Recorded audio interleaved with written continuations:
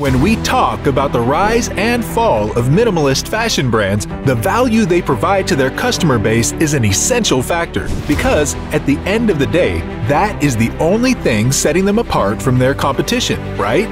Well, the subject of our today's video found a gap in the market for a product that everyone desperately wanted, but no one really knew they actually needed. But how did this product of a weird moving tennis aficionado revolutionize an entire brand clothing sector? And why the crocodile? All those questions are about to be answered because today we look at the inspiring success story of a company with one of the most iconic brand logos in fashion history, Lacoste.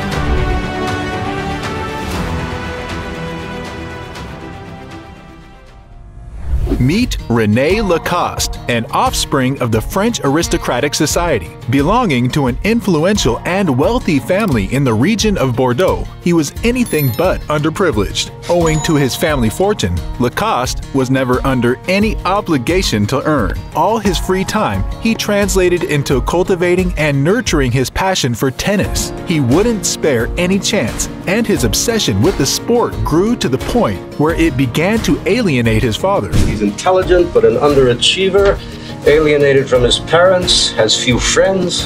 His father, the aristocrat he was, wanted his son to become a high-ranking officer to honor the family. Naturally, he expressed his reservations about his son's questionable pastime. He pointed out that with his son's short, frail, and sickly physique, there was no way for him to become a legitimate tennis player. His father's doubt in him upset Rene, and both father and son would bicker every day. But Rene was relentless about his stance to continue playing. His father eventually agreed to his request on the condition that he would have to be a world champion within 5 years. Now, while 5 years might seem like a long time, that is nowhere enough to reach the caliber of a world-class professional. Still, considering it his only shot at his dream life, Rene put in the hours to achieve what everyone thought was an impossible feat. He trained rigorously and stayed on the courts for entire nights, practicing his game and mastering his serves. What little time he got for reprieve, he spent watching and analyzing the playing styles of eminent tennis players.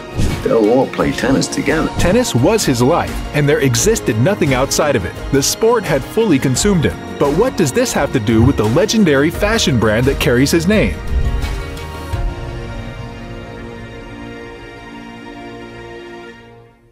The time and dedication Rene put into cultivating his physical prowess in the sport paid off when, in 1923, he received an invitation to the Bristol Cup, the most prestigious international tennis tournament in France. By 1924, he became one of the most recognized names in the sport, but it was also around this time that he began to revolutionize traditional sports clothing. One day, he was walking down the streets of Boston to meet his friend. He came across a crocodile leather suitcase sitting in one of the shop displays. Captivated by its exotic beauty, Rene promised himself that he would buy it if he won the 1923 tournament. During his games, Rene's movements were erratic. Within the tennis circuit, he soon earned himself the nickname the Crocodile because of his habit of aggressively lunging back and forth to hit the ball, much like a crocodile. He did win that tournament, and soon, the leather suitcase was no longer on display. But his fascination with crocodiles didn't end there. It just got started.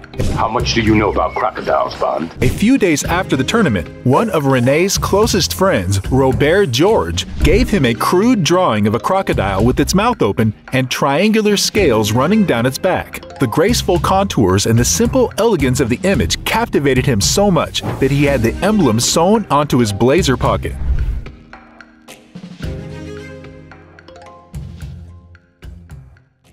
Very soon, the crocodile became a staple of Rene's self-expression. In 1927, Rene entered one of the tournaments in the USA in a white polo shirt with 3 buttons. It was custom-tailored with a green crocodile depicted on the left pocket. It is noteworthy that at that time, upholding the sanctity of tennis was supreme. And to do this, players are always dressed in the white press shirts and pants. The unorthodox move made by Rene was a sign to the tennis community that he was disrespecting the sport by not honoring the traditions. While this was against the rules of the tournament, people couldn't help but notice that a polo was far more comfortable, especially in the summer heat.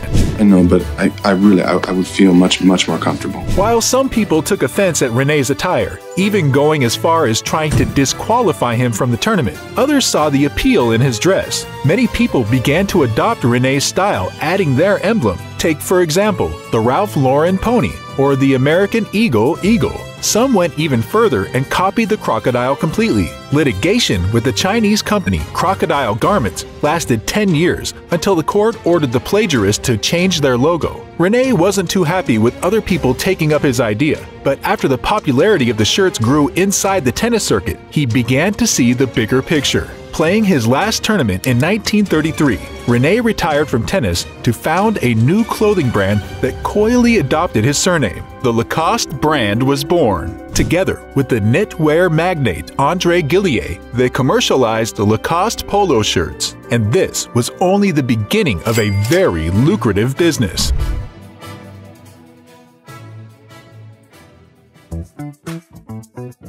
For the first time in fashion history, a brand's emblem was placed not on the inside of a product, but put on display on its front. That wasn't the only revolutionary change that the entrepreneur would make. Until then, all polo shirts came in a cool white color. Rene decided to challenge this custom and established a line of colored polo shirts. Kind of colorful, isn't it? The new product was a huge success, and thanks to the crocodile emblem, the Lacoste polo shirts became a status symbol. But like many prudent businessmen, Rene didn't want to flood the marketplace with his product, but wanted it to represent quality instead. Against the rules of business, Rene spent no money on traditional marketing. He believed that a good product was one that people would recognize by virtue of its standard. In the 1950s, his polo shirt was seen on John F. Kennedy and Clint Eastwood for the first time. It was a sly move on Rene's part, only gifting Lacoste shirts to the most influential personalities of the time.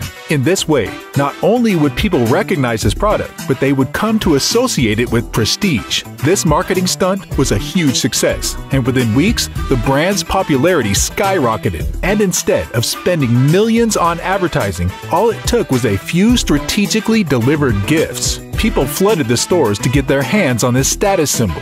Oh, that would have been a great gift. But the secret of the brand's continuing success wasn't its logo and Rene's strategy of giving gifts to the rich and famous. Instead, it was the versatility of its line of products. In 1958, a children's clothing line was released, and by the 60s, the company had introduced leather accessories, most notably their compact wallets.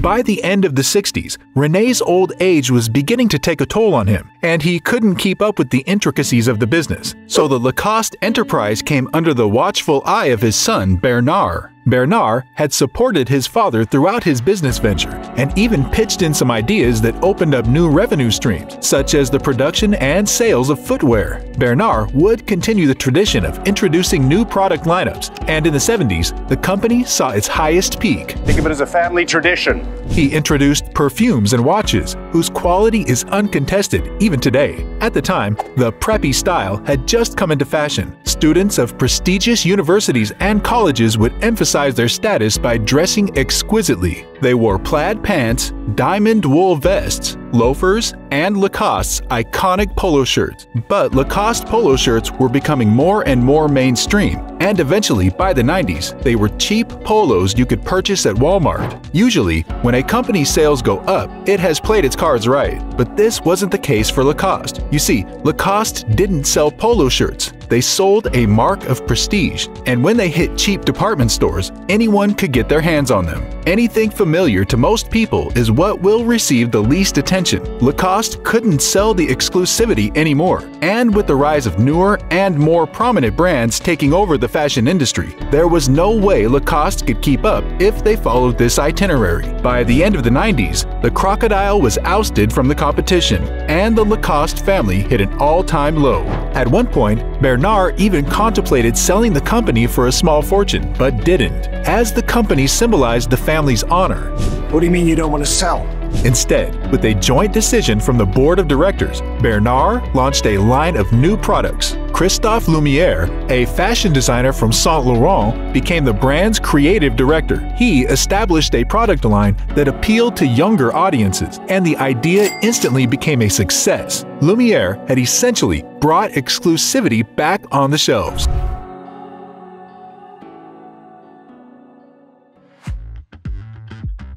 To solidify its customer base in the following years, Lacoste bought several new shops on some of the busiest streets of New York and introduced several new fragrances, different for men and women. They began to sponsor tennis and golf tournaments and supported famous athletes to build a reputation for excellence among their customers. In 1996, the company set up its first boutique in Moscow, and its products were an instant success among the locals. Comfortable clothing had gone from being a tennis uniform to the cultural outfit of a metropolitan population. The Crocodile wasn't associated exclusively with sports, but sold more than similar brands like Ralph Lauren and Brooks Brothers. Sadly, Rene Lacoste passed away that very same year. In 2005, after Bernard became seriously ill, the company was handed over to his younger brother, Michel, and then eventually to Rene's grandson, Felipe.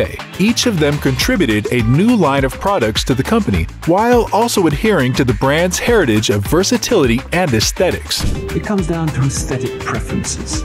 Today, Lacoste remains one of the very few family-owned businesses and, to this day, holds its position as one of the best-selling brands in the world, captivating customers with its products in more than 100 countries. Rene Lacoste not only lived up to his dream of becoming a professional tennis player and making his father proud, but also immortalized himself through his signature insignia that lines the shirts of the millions of people wearing it. Is your wardrobe full of crocodile-infested polo shirts? Or do you prefer the emblem of a polo player on a horse on your chest? Let us know in the comments. If you found this video entertaining or learned something new, please leave a like and tell us what you'd like to see next. Also, don't forget to subscribe and ring the bell on your way out so you won't miss out on our next inspiring video. Thanks for watching, and we hope to see you again soon.